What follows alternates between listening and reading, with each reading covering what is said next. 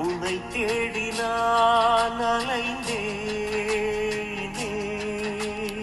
என்னை நீயும் கண்டுபிடித்தாயே. தாயாக வந்து என்னை நீயே அன்பாக மீட்டெடுத்தாயே. ஓம் சாந்தி. 27/3/2025 காலை முரளி. ஓம் சாந்தி. பாப்தாதா மதுவனம். சாராம்சம்.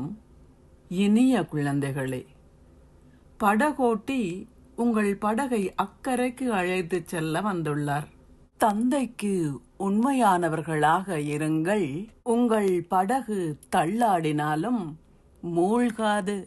கேள்வி: குழந்தைகளான உங்களால் தந்தையின் நினைவில் மிகச் சரியாக நிலைத்திருக்க முடியாமைக்கான பிரதான காரணம் என்ன? பதில்: நீங்கள் சரீர வடிவில் இருப்பதனால் நீங்கள் ஓர் அசரீரியான ஆத்மா என்பதையும் உங்கள் தந்தையும் அசரீரியானவர் என்பதையும் மறந்துவிட்டீர்கள். நீங்கள் சரீர வடிவில் இருப்பதனால் உங்களால் சரீரதாரிகளை இலகுவில் நினைவு செய்யக்கூடியதாக இருக்கின்றது. நீங்கள் ஆத்ம உணர்வுடையவர்கள் ஆக வேண்டும்.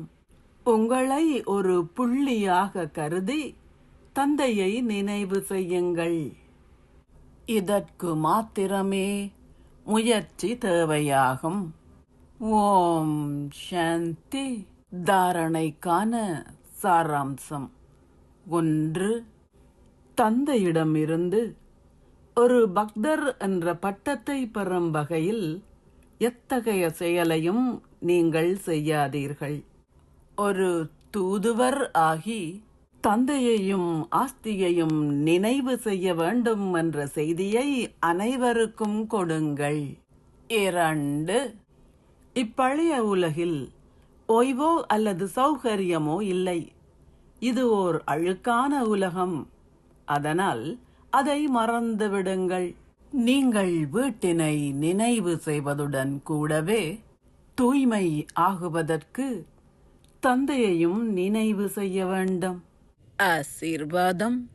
நீங்கள் உங்களின் இல்லறத்தில் வாழும் போதும் அப்பால் இருப்பதற்கான மனப்பாங்கை கொண்டிருந்து ஒரு சதா யோகி ஆகுவீர்களாக. சதா யோகி ஆகுவதற்கான இலகுவான வழிமுறை உங்களின் இல்லறத்தில் வாழும் போதே அப்பால் இருப்பதற்கான மனப்பாங்கை பேணுவதாகும். அப்பாற்பட்ட மனப்பாங்கு என்றால் ஆத்ம உணர்வு ரூபத்தை கொண்டிருத்தல் என்று அர்த்தம். ஆத்ம உணர்வில் ஸ்திரமாக இருப்பவர்கள் சதா பற்றற்றவர்களாகவும் தந்தையிடம் அன்பானவர்களாகவும் இருப்பார்கள். அவர்கள் எதை செய்தாலும் எதையும் செய்யவில்லை, ஆனால் ஒரு விளையாட்டை விளையாடுவதை போன்றே அவர்கள் உணர்வார்கள். எனவே உங்களின் இல்லறத்தில் வாழும் போதே ஆத்ம உணர்வு உடையவர் ஆகுவதன் மூலம் நீங்கள் எல்லாவற்றையும் ஒரு விளையாட்டை போல் மிக இலகுவானதாக அனுபவம் செய்வீர்கள். நீங்கள் அதை ஒரு பந்தனமாக உணரமாட்டீர்கள். அன்புடனும் ஒத்துழைப்புடனும் சக்தியையும் சேர்த்து கொள்ளுங்கள். அப்போது உங்களால் உயர பாய முடியும். ஸ்லோகம்.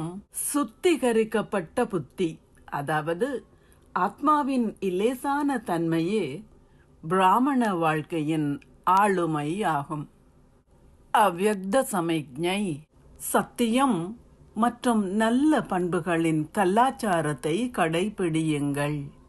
சக்திகளுக்கு தைரியம் இருக்கும்போது சர்வ சக்திவான் நிச்சயமாக உதவி செய்வார். பெண் சிங்கங்கள் ஒருபோதும் எவருக்கும் பயப்பட மாட்டார்கள். அவர்கள் பயமற்றவர்கள். என்ன நடக்கப் போகின்றதோ என்பதை அறியாத பயம் கூட அவர்களுக்கு கிடையாது. சத்தியத்தின் சக்தியின் சொரூபமாகி போதையுடன் பேசுங்கள். அத்துடன் அந்த போதையுடன் எல்லாவற்றையும் பாருங்கள். நாங்கள் சர்வசக்திவான் அரசாங்கத்தை பின்பற்றுபவர்கள். இந்த விழிப்புணர்வை கொண்டிருந்து தவறானவற்றை மிகச் சரியாக ஆக்குங்கள். சத்தியம் வெளிப்படுத்தப்பட வேண்டும், மறைத்து வைக்கப்படக்கூடாது. ஆனால் இனிமையுடன் கூடவே உங்களின் வார்த்தைகளில் பண்புகளும் அவசியம். ஓம் சாந்தி. நன்றிகள் பாபா. கருணை கடலான தந்தையே, கண்மணியாய் என்னை காத்தாயே, எதற்காக நான் பிறந்தேனோ அதை நீ வரமாய் தந்தாயே. நன்றி நான் சொல்கிறேன் அன்பான என் சிவ தந்தையே.